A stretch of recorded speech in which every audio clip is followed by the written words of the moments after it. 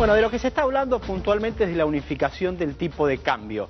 A ver, ese es un eufemismo para hablar de devaluación. Lo que va a hacer el ministro de Hacienda y Finanzas es dar a conocer un nuevo valor del dólar que probablemente esté en el orden de los 14,50, 15 pesos, más o menos el mismo nivel que está el dólar contado con liquidación, que se conoce como contado con liquidación.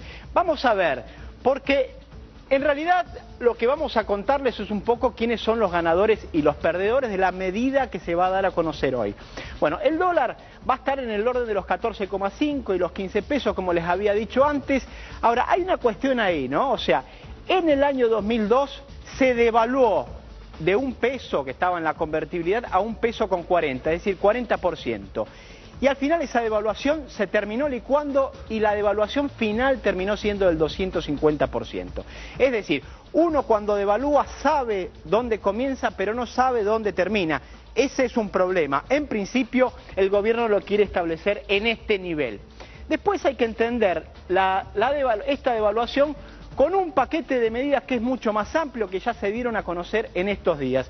En primer lugar, aunque todavía no se hizo en los hechos, ya se anunció el fin de las retenciones al agro y a la industria. Es decir, estamos hablando del fin de las retenciones al trigo, al maíz, una baja en las retenciones a la soja, pero también se van a eliminar las retenciones a los productos industriales de exportación, ¿no? Se calcula que con la eliminación de las retenciones, la caída de la recaudación, la caída, es decir, negativo, va a ser de 60.000 millones de pesos. O sea, va a haber 60.000 millones de pesos menos de recaudación, con todo lo que ello implica, porque recuerden que se recauda el dinero para después, obviamente, aplicar políticas económicas, por ejemplo, para sostener el nivel de empleo estatal, por ejemplo, para el gasto del Estado, puntualmente, la inversión del Estado. Bueno, va a haber 60.000 millones de pesos menos, que esos 60.000 millones de pesos menos, por supuesto, van a pasar a otros sectores. Va a haber una apertura importadora casi total, ¿no? Casi total, porque algunos márgenes todavía van a quedar. Va a haber una suba de tarifas que va a ser progresiva, todavía no se sabe cómo va a ser, ya se anunció, pero todavía no se conocen los detalles. Va a haber una reducción del gasto público que está en sintonía con la menor recaudación por las retenciones, reducción del gasto público que implica lo que les dije antes. Buena parte de ese dinero del gasto público se utiliza o para comprar insumos o para empleo fundamentalmente, ¿no? Y además ya se anunció una serie de políticas dirigidas a aumentar el endeudamiento, es decir, a conseguir dólares en el exterior, ya sea por acuerdos con el swap con China, ya sea por bancos que se comprometieron a prestarle plata a la Argentina, o incluso por el FMI, que puede llegar a volver a la escena de la Argentina. Se calcula que pueden ingresar por endeudamiento 30.000 millones de dólares. Ahora, lo que hay que entender acá, y esto es lo importante, porque lo demás es pura zaraza, quiénes ganan y quiénes pierden. Vamos a ver, vamos a poner las dos placas juntas para tratar de explicarlo, ¿no?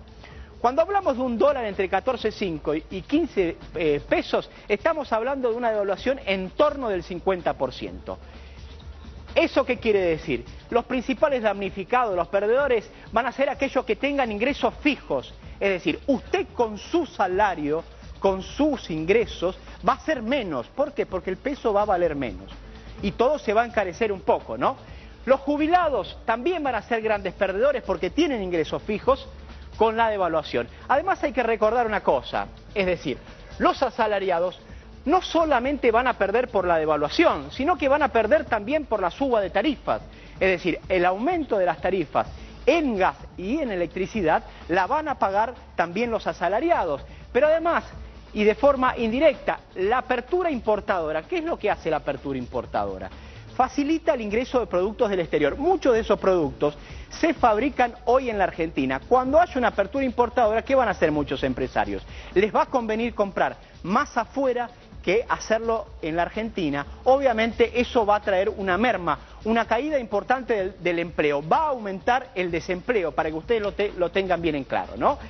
Y bueno, y después hay otra serie de cosas más. La reducción del gasto público también va a afectar el empleo público, con lo cual va a haber menos empleados públicos también, ¿no? Después hablamos de los jubilados. Los jubilados les cabe la misma de la ley que los asalariados. Van a tener menores ingresos reales.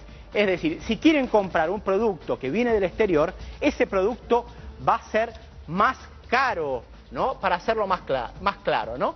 Otro de los sectores que van a perder con la devaluación son los inquilinos. Es decir, usted piense, hoy alquila un departamento. Cuando se modifique el tipo de cambio y haya una devaluación del 50%, ¿qué le va a decir el dueño? Vení para acá, le va a decir. Vamos a renegociar el contrato de alquiler. ¿Por qué? Porque ya no vale lo mismo, ahora va a ser más caro. Entonces el inquilino va a entrar ahí en una serie de presiones y va a terminar pagando un alquiler más caro también, ¿no? Pequeños ahorristas, es decir, los que tienen algún ahorro en el banco, bueno, ese ahorro se les va a licuar un poco también.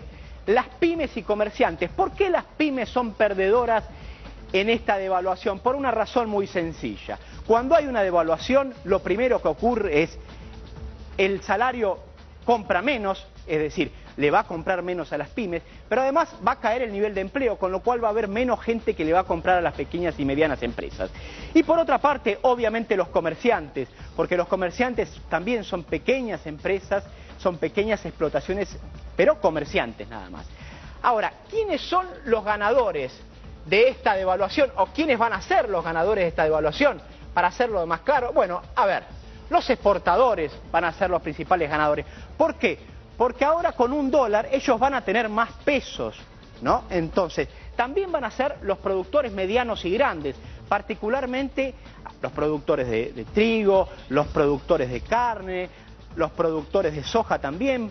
¿Por qué? Porque también van a tener más pesos con sus dólares, ¿eh?